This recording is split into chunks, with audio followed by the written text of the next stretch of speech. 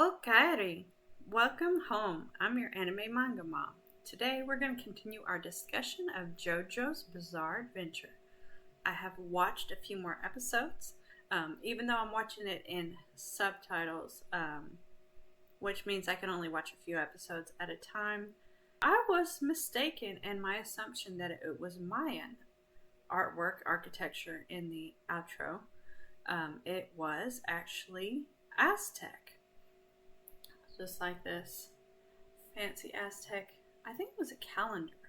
Both of them are Mesoamerican native cultures, but the Aztecs were centered more in Mexico City and mid Mexico, upper Mexico, that kind of thing. The Mayans were more of a southern Mexico, mid America, and they were both at similar times, but both fantastic cultures with a lot of impressive architecture and art. Very, very, very cool. The inspiration for JoJo's mask was actually the mask of Xuchotl, who was the Aztec god of fire, day, heat, and the creator of life. I found it interesting that in the history, the mythology of the Aztecs, is that there is a rabbit in the moon, and I've heard the same thing in Japanese, that they have a myth of a rabbit in the moon. So I thought that was very interesting. But yeah, it's I actually have in my Amazon cart an Aztec death whistle. So it's one of those things that I would like to get but never use because they're very, very loud. It sounds like screaming people, screaming women. It's very off-putting, but really, really interesting. I wonder what the Aztec death whistle was used for. Maybe I've heard tale that it might be to scare enemy in battle, but I mean they were very, very forceful, very violent in battle. So yeah, anyway, that was what the inspiration from. The mask of Xuchotl was used in portrayal of the deity and ritual.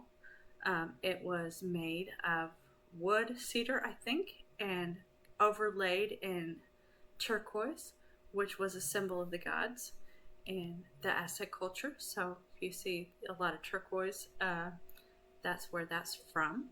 In JoJo's, we've seen the return of JoJo's love interest, and all last episode I was talking about Joe, and I was calling him Joseph, but actually it's Jonathan. I have nephews both named Joseph and Jonathan, so, and I guess mostly my preconceived notions as to who JoJo was. So I tried to go back to watching it and wipe my preconceived notions out of the way and just see what's there. The pacing is very fast. Like, you really have to pay attention to where they are, what they're doing, where they're going, what the other people are doing. The pacing just seems very fast, and I really want it to slow down just a little bit and give a lot more depth. I want to know more about Jonathan. I want to know more about Dio. But it's one of those, you get a little bit here, you get a little bit there. We learned about Mary's Knights, and then Jonathan did beat them up, and then did some talk no jutsu, and it was kind of touching. I really liked the fact that Jonathan's his teacher, someone comes and finds him because they are also at war against the mask, and they've been looking for it, and he is teaching Jonathan basically what he calls it, hamon. Hamon is ripples, or another way of saying hamon is the edge of the blade, when you when you cool the blade, it has like a pattern, an edge pattern, and that is hamon. But this hamon is the waves. And he says that the waves of energy that give power to the mask is also the waves of the sunlight. So he's basically teaching Hinokami Kagure, which would make perfect sense. I mean, if Xutokutle was the Aztec deity of the sun, so and that's where the energy and the power comes from, then the hamon breathing would be hinokokyu, so sun breathing. Of course, it's a different anime, but the threads of history and archetypes, they fall right in line. We see JoJo's training arc, because every anime has to have a training arc. You don't just wake up knowing something. You have to put effort into it. And I really appreciate that about anime. I know a lot of people get, they get kind of tired of watching training arcs, but I think they're the best. As a matter of fact, I am watching Naruto. Right now I'm watching Naruto learning the Rasengan. And honestly, I'm enjoying it more now than I did at the beginning of watching it. As much as I miss Kakashi, as much as he's my favorite character, this training arc where Naruto's just putting in all his effort and he's learning and he's going all after it, I really like it. We see Pervy Sage, Rasengan. He is, going to all the hostess clubs and he's spending time with the ladies, and I don't mind that. I don't mind him going and spending his money on these ladies and spending his time with them and trying to find information on where Tsunade is. I do mind when he's like looking at women unsuspectingly, if he's manipulative in that, or if he is after underage women, which he was in the beginning, especially when Naruto used his sexy jutsu and he's like, just stay in that form. It's just super creepy, and I don't, it puts Jiraiya out of the running of my favorite characters, because that's just over the line and I'm not about it. But he's being so great to Naruto. That scene where he gets him the ice, the popsicle.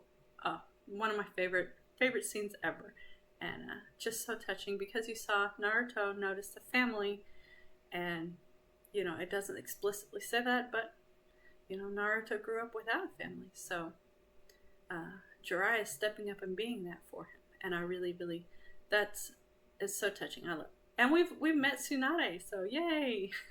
I love Tsunade. She's one of my favorite characters. Of course, if you ask me, all of them are my favorite characters on some level. Even the bad guys, especially the bad guys. I really love how even the ones that you want to stomp, even the ones you want to see, suffer.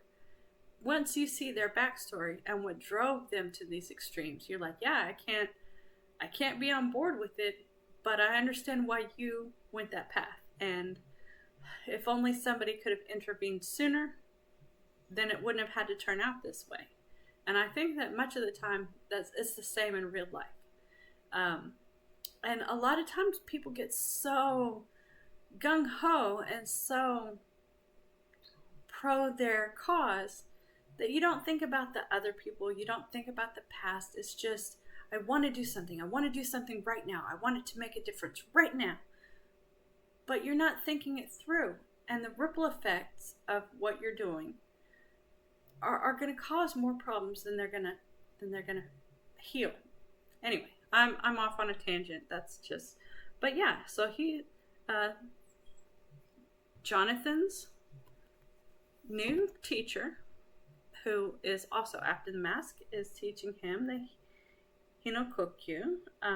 We saw him get his love interest come back and had one of the sweetest moments in a romance anime. And she I guess tended his wounds and tended him so long that she was just out of energy, and she stumbles, and he catches her with his broken arm, and she's like, "Oh no, but your arm." He's like, "Even with a broken arm, I will always be able to catch you." And I was like, that is just the sweetest thing. Now, as great as he is, I really would need to know more about his backstory, more about his character. I mean, he seems nice enough, you know. But yeah, that's what's going on. Oh my goodness, you guys know, you guys have already seen it, I'm sure. But Netflix has dropped the trailer to the live action of One Piece. And even though I really couldn't get on board with the One Piece animation, I've tried. I got to Usopp's island. I've met Usopp, and I've met Zoro and Nami. I still haven't met Sanji yet, which I really want to meet him. But just the art style and Buggy, just he's so annoying to me. I just can't. But I'm looking forward. I would like to see if they're true to the manga, if they try and keep it close, because we know that Cowboy Bebop went off. They had great, the pictures were fantastic. I watched a few of the episodes, but then it got just, the storyline wasn't meshing up, and that's what I came for. I came for the story. I've been watching Demon Slayer. The artwork on that is so fantastic. Today, I just, the fish and the sword coming through the mist. I love that. I clapped when I saw it. I was like, yay! Anyway, but that's what's been going on in anime this week. So, what have you been watching? What are you up to? I've been spending a lot of time on reality. When my internet's not down, I had it down for like a day and a half, and then my electricity went out for several hours after a thunderstorm. So I've been kind of without for a while. And of course, being distracted and watching in sub makes it a little difficult. So yeah. Anyways, that's what's been going on in my anime watch list. Please let me know about you. I came here for that, and I just wanted to say thanks for coming, and come back soon, and ite rashai. All right, bye.